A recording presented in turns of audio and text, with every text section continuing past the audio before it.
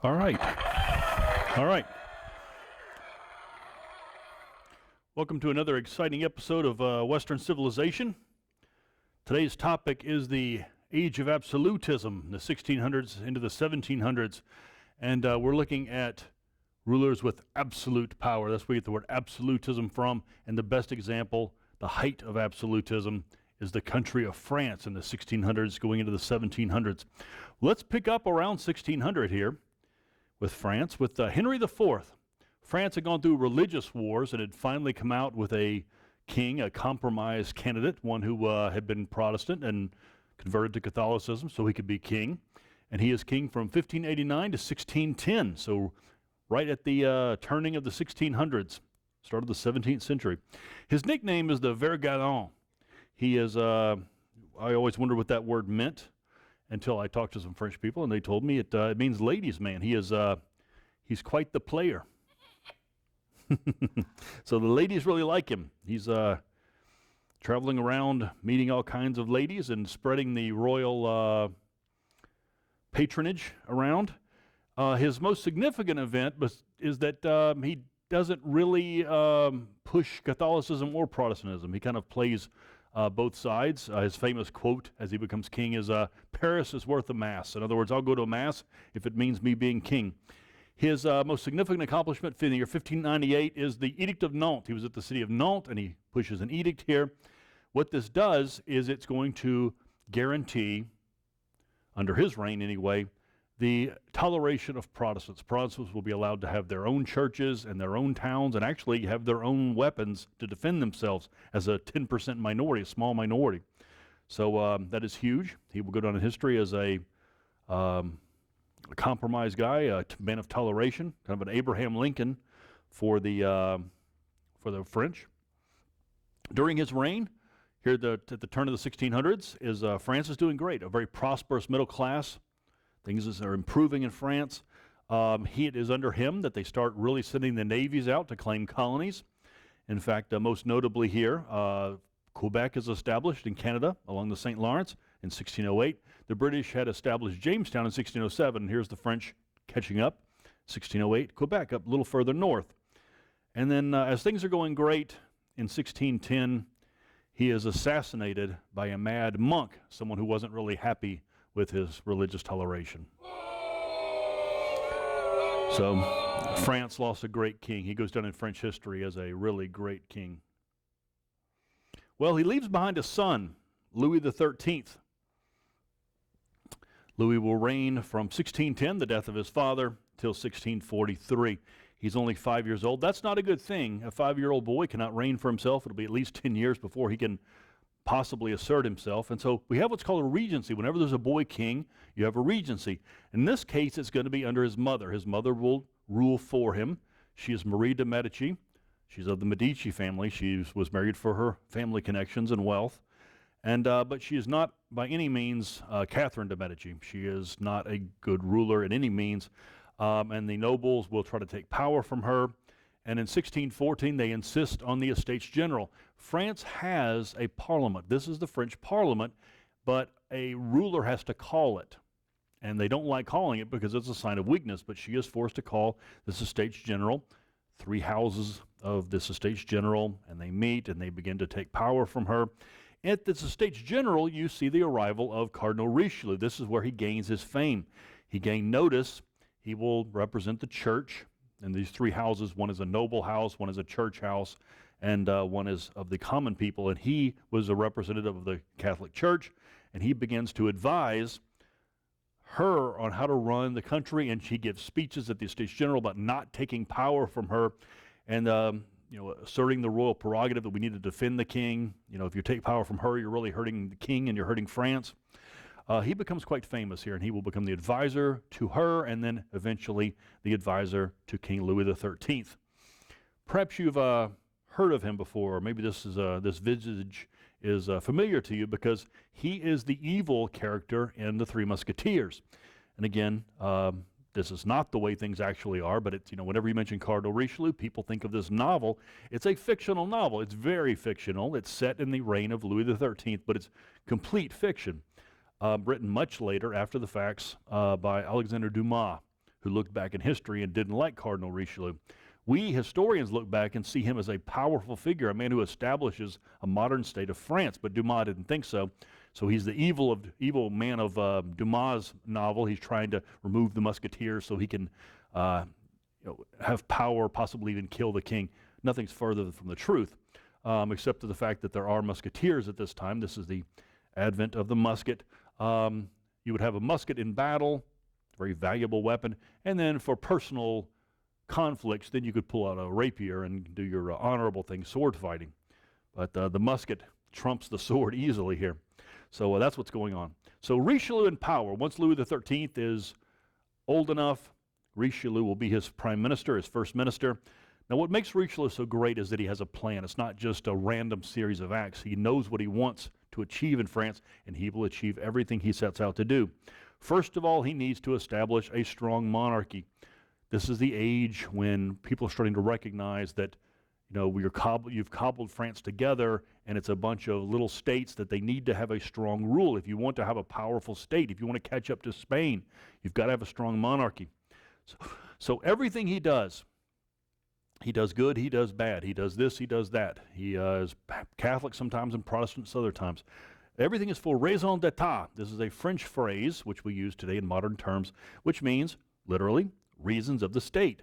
Whatever I do is for the good of France. If you think it's this or you think it's that, everything has a raison d'etat. It's for the good of the state, and that's what he dedicates himself to. Something else that he needs to do is he needs to take control of the government from nobles. Nobles are powerful. There's some really powerful nobles in France, and he's got to try to break them. And this could possibly break him when you take on these nobles. He'll do it by trying to go around them. He chooses men called intendants. See, nobles rule over their little area, but if you can assert the royal authority through another individual, a man's called an intendant. Who are these people? They are chosen from the universities. They come from the middle class. Middle class people send their kids to the universities to try to improve them, to move them up in status.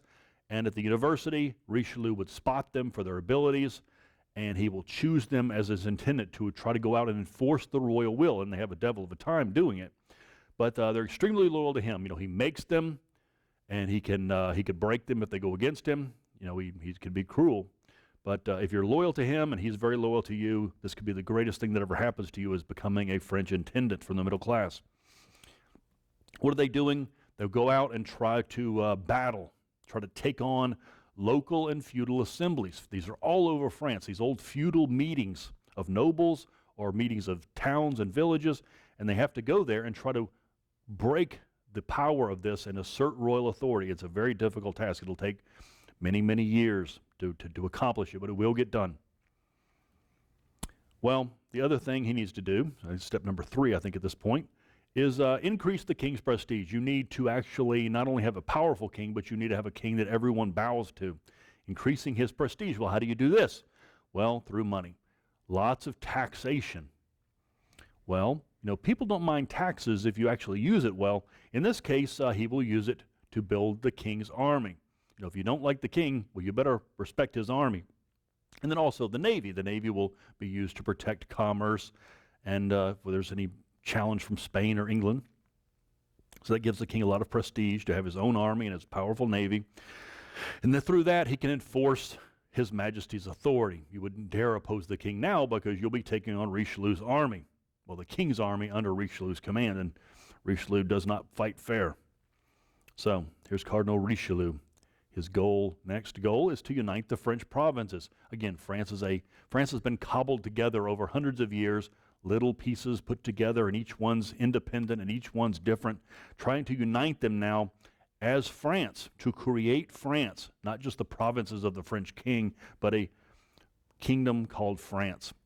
And again, the nobles will fight him at every turn. The nobles asserting their independence will dig up all kinds of old ancient rights that they have, and he has to try to break them at every turn, that they have to obey the king. The king has power over these old documents. The other thing that he has to do is he has to fight against these Huguenots. Again, we just recently had the Edict of Nantes, which gave the Huguenots independence and their own little areas and their own churches and their own weaponry. Well, he calls this a state within a state, and he cannot tolerate this. He cannot have some Frenchmen doing their own thing and being able to defend themselves differently than the other Frenchmen. So this has nothing to do with religion. He's not a Catholic crusader. He simply wants to break the Huguenots because they're asserting themselves in a different way. So he does fight the Huguenots, but it's not a religious war.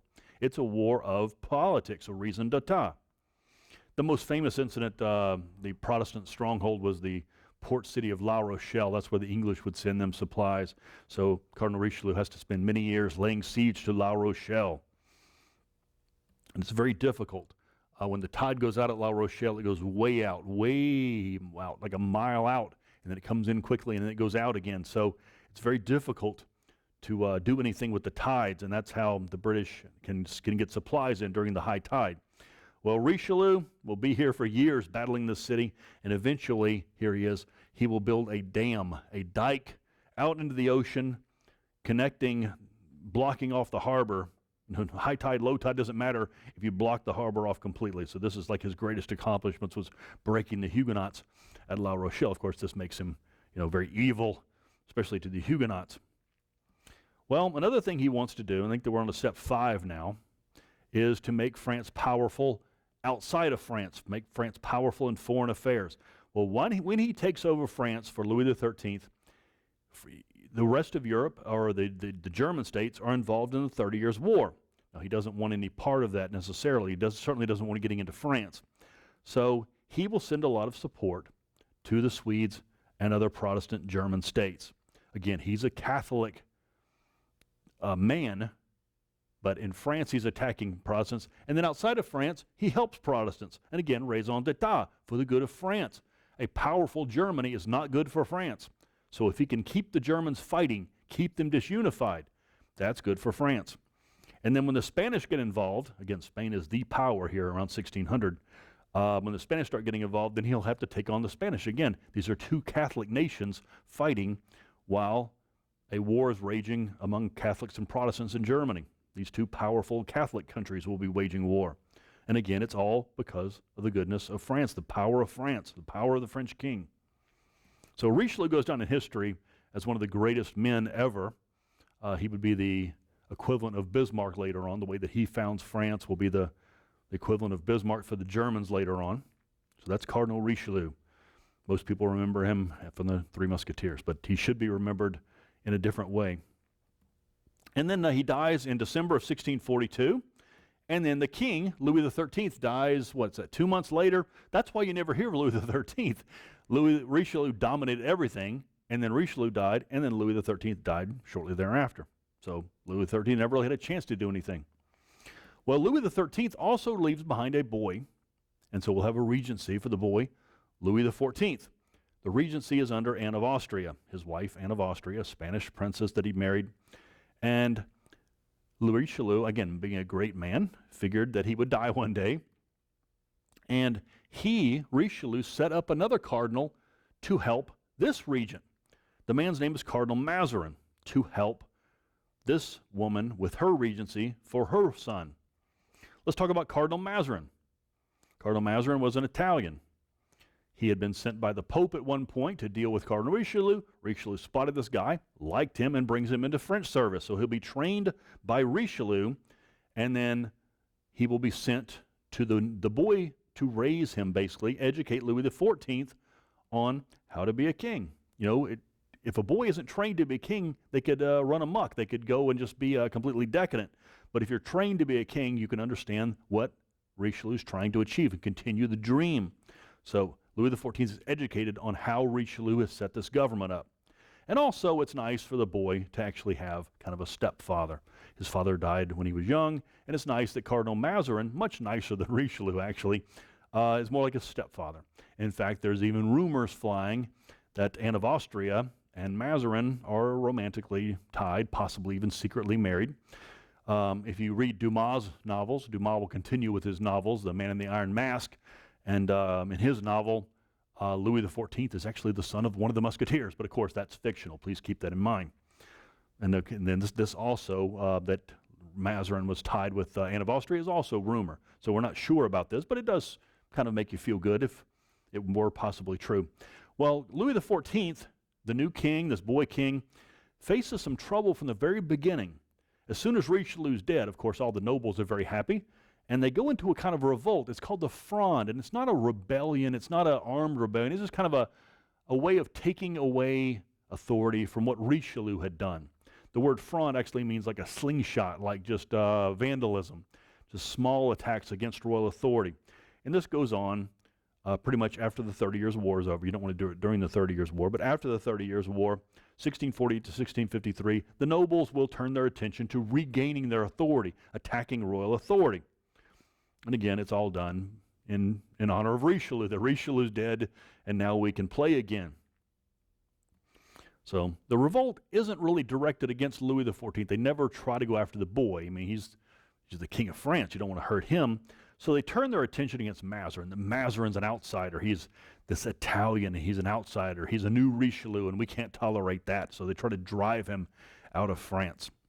Well, the effect of all this on the boy is important. This is his stepfather. He's very close to Mazarin. So we think this has a big effect on him. Again, this is a lot of psychological guesswork, but we think it has a big effect on him, which I'll show you in a second. So Louis XIV grows up well, bright, energetic guy. And by 1653, he will declare himself king a little earlier than people expected. He tells his mother, we're done, end of her regency. And he will assert Cardinal Mazarin will not be messed with anymore. He will be the first minister of Louis XIV. So don't try to attack him anymore because he is the guy. He has my full confidence. Louis XIV, one of his first acts, besides making Mazarin first minister, is to move out of Paris. He had been living at the Louvre fortress in Paris, and he will move outside of Paris to a place called Versailles. This was one of his father's hunting lodges, and he will turn it into a great palace, the creation of Versailles, and it will become a showpiece. All the great artists of France and other countries will be called to Versailles, paid handsomely to build beautiful buildings and gardens and fountains and statues. It's not just the palace, but the gardens are fantastic. The showpiece of the palace is the Hall of Mirrors, this gigantic hall, one side with windows and the other side lined with mirrors. You may not be impressed if you go there because the mirrors are about, maybe 2 foot by 2 foot. But a 2 foot by 2 foot mirrors is pretty impressive back then, and then have a whole wall of them would have just been a sign of extreme money, extreme wealth and decadence. So a lot of people fault him for just spending money wildly. Again, this is the age of French colonialism and exploration, so ships will be bringing all kinds of plants back from all over the world. They'll be collected and put on display out in the gardens. And then what happens at night? Well, lots of parties. Versailles becomes the center of fashion. Every time you go out in public, you must wear some new fashion. You can't wear the same thing twice. And the king sets the fashion. Louis XIV is quite the fashion model. He loves fashion, and he's always wearing something different, so you have to try to keep up with him. The men have to keep up with him.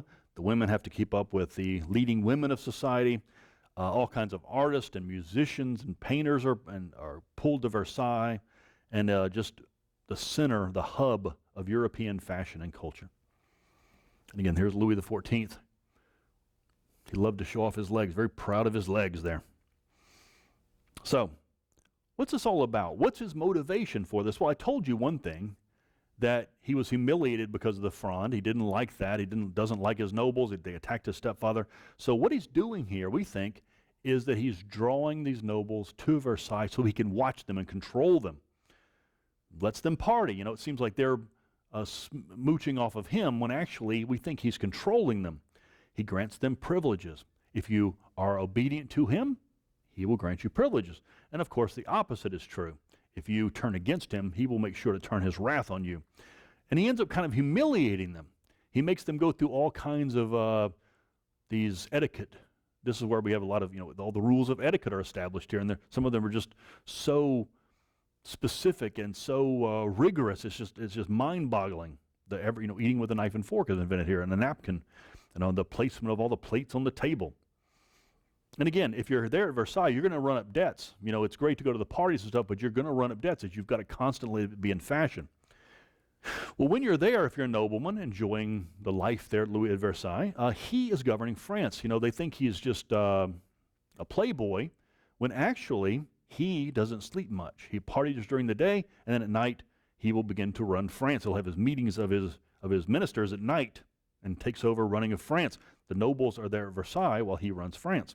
And again, he will continue with what Richelieu had set up, the idea of intendants. These middle-class men from the universities, the best of the best, the brightest of the brightest, into his service, loyal completely to him and Mazarin, and then they're sent out to take on the noble assemblies with the nobles no longer there. The nobles are no longer interested in running, they're just interested in partying. And again, this requires a lot of money. You know, Versailles is not cheap, so he is taxing and taxing and taxing on the middle class. Well, you would think that this would break France, but it doesn't, because he pays a lot of attention to the middle class. He's going to grant them lots of economic privileges. You know, it's one thing to pay taxes, it's another thing to know that your taxes are being used for you and you'll make more money even next year. So lots of economic privileges and lots of money going back toward the middle class. He establishes laws for commerce. Again, who made the laws around certain areas of France? Well, nobles did. Well, now you've got the king making laws to improve commerce, overriding the old noble laws. And again, devoting a lot of the tax money back to the people, better roads, better canals, better harbors for international trade. And again, through the intendants, and if you're a good intendant, you'll be moving up into the government positions, eventually reaching the peak, becoming ministers. Louis's top ministers will be former intendants. Now, the brass ring in all this, what awaits you at the very end is possible noble status. The middle class craves this, to one day be a noble. You know, we always think that the middle class just despises the nobility, when actually they don't. They dream of being nobles themselves, and Louis can establish this. If you serve him well, you eventually can buy noble status. This would require you to be a millionaire, but you'll pay willingly the money back to the king, and he'll grant you noble status. These nobles are called nobles of the robe. They wear robes. They earn their noble status from serving either as judges or ministers or something. They wore robes. And the old nobles are called nobles of the sword. How did an old noble come about? Well, the old nobles date back to the battle of such and such 3 centuries ago, or the battle under this king, or the 100 Years' War. And those are the old nobles of the sword and the old big castles. These nobles will live in chateaux down by the river in a nice, beautifully artistic chateau. It has no defenses, you know. We don't need defenses. You don't need to live in an old, cold castle. It's also nice for Louis to have a genius working with him. Louis's genius is named Colbert. His financial minister named Colbert also was a comedian occasionally. I'm just kidding, of course. Just kidding. But this is Colbert, Louis's finance minister. And he will establish the economic system of the age. You know, today we think of capitalism. Well, that was established by Adam Smith. This is the economic system called mercantilism. Well, what is it? Well, you collect and you hold. The nation collects and holds as much gold and silver bullion. This is the idea of Fort Knox. You collect as much gold and silver and you pack it away. Well, what's the point of that? Well, you don't spend it. Well, how do you buy things? Well, you go to banks and get loans. Then you might question, why does a rich person need to go to a bank to get a loan? You have plenty of money. Well, this is the idea, is that if you pack money away and the bank knows that you're good for it, they'll give you the best possible loan. If you're poor and go to a bank, they're going to give you an exorbitant loan. But if you're already rich, they'll give you all the money that you want because they know you're going to pay it back at a very low rate. So that's the new idea. The rich stay rich this way.